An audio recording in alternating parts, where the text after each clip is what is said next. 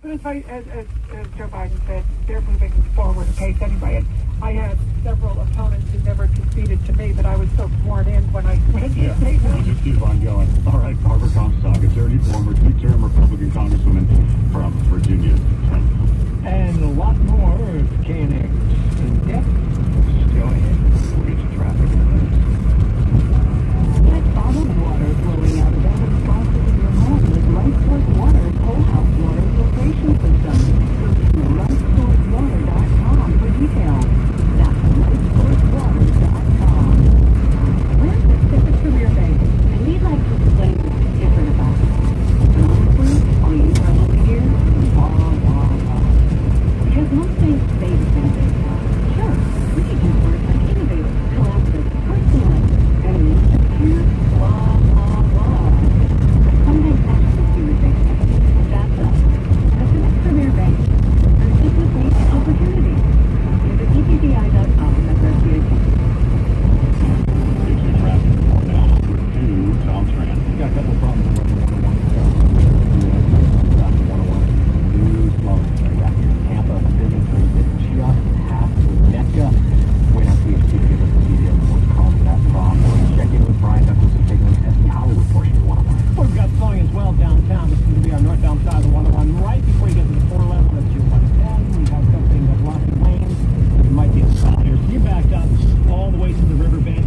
Once you're past that, so you pass the 4 level, your 101 looks straight into the valley. Your southbound side, you are going to keep flowing in Melrose. From that point, flow to about Glendale Boulevard as you make your way through downtown. Now let's go south. You're getting up there in the front in Gardena. Scott got the Southern California truck dealers 110 Gencan. Well, had a bad wreck on the 110 southbound at El Segundo that blocked several left lanes. So multiple E3 crash there.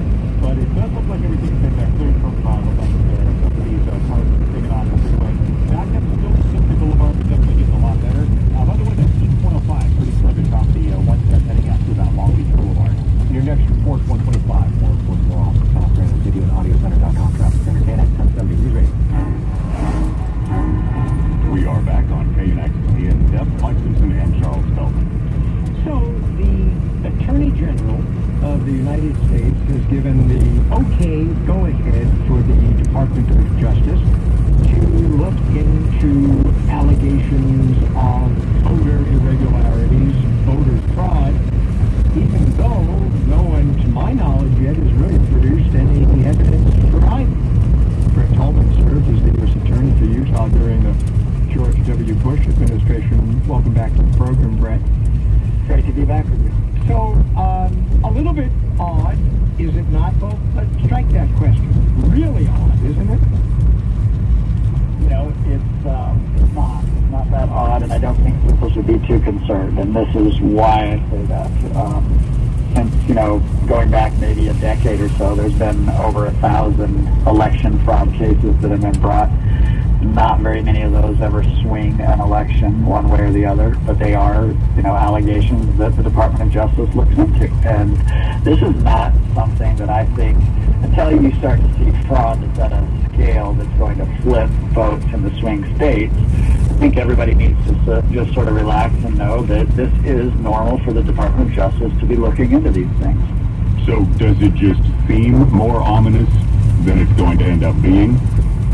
I think so. I think because people have tagged A.G. Barr as sort of Trump's right-hand man, which I think is inconsistent with his record. There were instances in which he refused to bring a prosecution.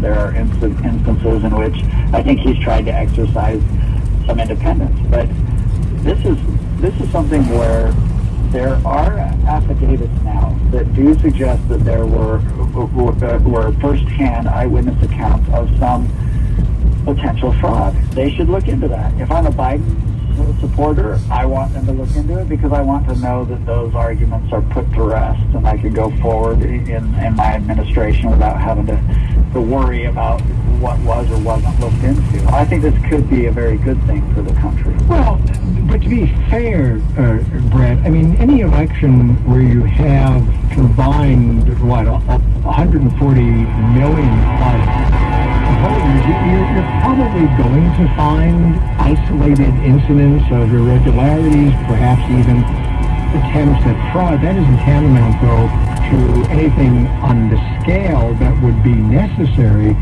to change the results of an election. Plus, nothing, as you know, happens in a vacuum. And if you kind of connect the dots, this happens, the Barr announcement or the news that Barr's asking the DOJ to look into this, within hours of the Secretary of State of the United States saying there'll be a transition come January to the second Trump term.